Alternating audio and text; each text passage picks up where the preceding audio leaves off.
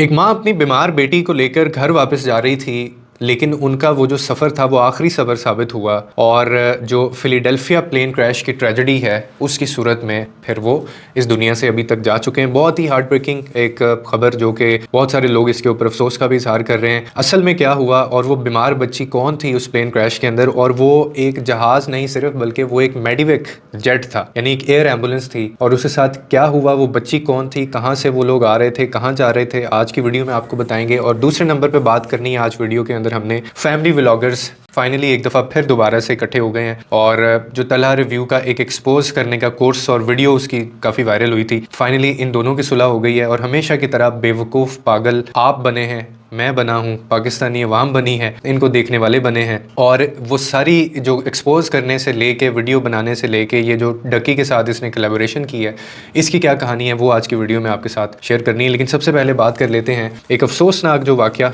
Tragedy पेश I US के अंदर, फिलाडेल्फिया जो कि पेंसिल्वेनिया अमेरिका के अंदर मौजूद है। वहाँ पे एक प्लेन क्रैश होता है और लोग शॉक में चले जाते हैं जब उन लोगों को ये पता चलता है कि वो जो मेडिवेक जेट था, बेसिकली वो एक एयर एम्बुलेंस थी, वो एक सिर्फ जहाज़ नहीं था। और जिसके अंदर मतलब जो मैं जिस पे शॉक्ड हुआ हूँ, मैं जब ये सारी रिसर्च इस पे कर रहा था, मैं डिटेल्स इकट्ठी कर रहा था, तो I was literally in shock and I was disappointed कि यार ऐसा नहीं होना चाहिए था। कि जब मुझे ये पता चला कि वो जो प्लेन क्रैश हुआ है वो बेसिकली एक एयर एम्बुलेंस थी और उसके अंदर एक बच्ची और उसकी माँ मौजूद थी, जो मैक्सिको से उन्होंने ट्रैवल किया था फिलाडेल्फिया के अंदर।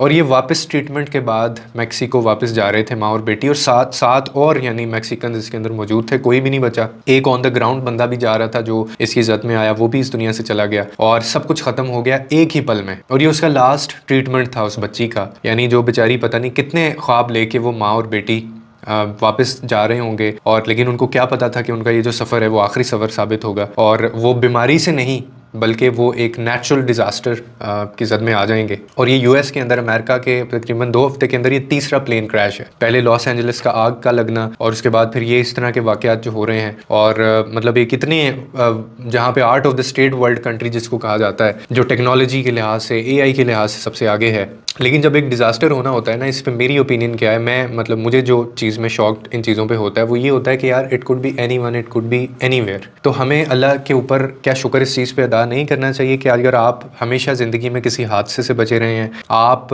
किसी एक्सीडेंट का जो है वो शिकार नहीं हो गए। कितना कुछ होता है ना, हम दुनिया में ख़बरें सुनते हैं, बॉम्बिंग गिर रही है, बच्चा बेचारा अभी पैदा नहीं होता, लेकिन या पैदा होता है फ़ौरन वो जो है उसके ऊपर बॉम्ब गिरता है और वो इस दुनिया से चला जाता है। प्लेन क्रैश हो जाते हैं या कोई और हादसा किसी और एक्सीडेंट की सूरत में कोई इस दुनिया से चला जाता है। तो हमें क्या अल्लाह ताला से इस चीज़ पे शुक्र नहीं करना चाहिए कि अगर आप रोज़ सुबह उठते हैं, सूरज देखते हैं, एक नए दिन का आगाज़ होता है, आपकी सांसें चल रही हैं, आपको कोई बीमारी नहीं है, आपका it could be your mother, it could be your father, आपकी बच्ची हो सकती है, आपकी बेटा हो सकता है, आपके माँ बाप हो सकते हैं, आप खुद हो सकते हैं। लेकिन ऐसा अगर नहीं होता तो हमें फिर इस चीज़ को अप्रिशिएट भी तो करना चाहिए ना। तो हम लोग क्या करते हैं, हम इसकी तौहीन करते हैं। हम लोग और मसलों में फंसे हुए हैं, लोग न जाने दुनिया में किस किस चीज़ से फ़ाइट कर रहे हैं, लेकिन हमें सिर्फ ये है कि अगले बंदे ने हमें ऐसा क्यों कह दिया है, और हम उसके पीछे अपनी ज़िंदगी ख़राब करते हैं। तो ये बहुत ही अफसोसनाक एक ट्रेजेडी थी।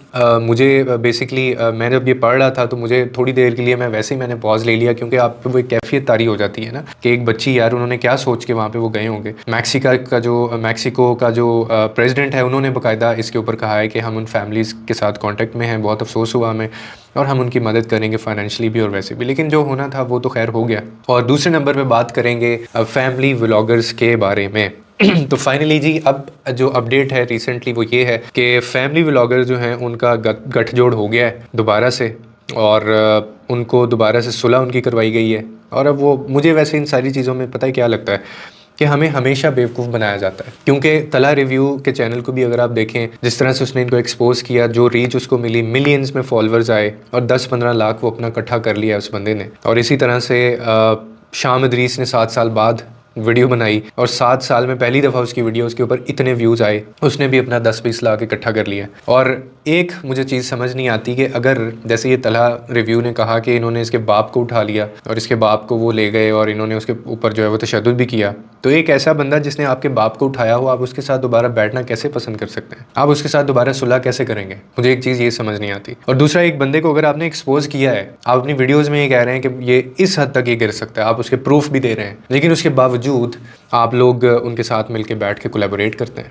अब इनका एक जॉइंट पॉडकास्ट आएगा, मैं आपको पहले ही बता देता हूँ, वो रिकॉर्ड हो गया है। उसके ऊपर इन्होंने मिलियंस व्यूज़ लेने हैं, फिर वो इसके ऊपर सवाल फेंकेगा, वो इसको जवाब देगा, और वो जो एक वही वाला जो पब्लिसिटी एक स्टंट होता है ना, तो मुझे तो लगता है ये लोग वो खेलते हैं जैसे नाइल मलिक ने किया था, और अब वो दोबारा से उसी ढिठाई से वीडियोस बना रही हैं। बेसिकली जब इनको लगता है ना कि यार इनकी दुकान थोड़ी सी नीचे जा रही है, तो उस वक्त फिर ये इस हद तक गिर जाते हैं कि ये एक दूसरे को भी एक्सपोज करने के ऊपर तरजीह ये दे जाते हैं, इनको कोई फ़र्क नहीं पड़ता इस चीज़ से।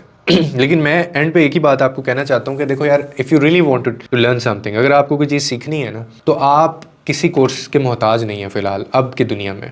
मैं बिलीव करें, मेरा ये जो 5 से 6 साल का ये सारा था, अभी जो लोग मुझे जानते हैं, पहली वीडियो जब मैंने डाली थी इस चैनल पे मेरे 2000 वीडियोस हो गई हैं। तो आप लोग, मैंने जितना कुछ सीखा है मैंने यूट्यूब से सीखा है। यूट्यूब के ऊपर हर एक बेहतरीन, एक से बढ़ के एक कोर्स अवेलेबल है। हाँ, अगर आप चाहते हैं कि यार आपको वो चीज़ उधर से नहीं मिल रही है, तो फिर आप ये पाकिस्तानी या एशियन जो कोर्सेज़ हैं ना, बंदे बेचने वाले, इनसे हट के आप किसी गोरे का कोर्स ले लो, आप उसका कोर्स ख़रीद लो और आप उनसे सीखें। वो बहुत अच्छा सिखाते हैं, क्योंकि उनको ना पैसे की लत है, ना उनकी तरबियत ऐसी है, ना उनमें वो एक झूठ बोलने की आदत है।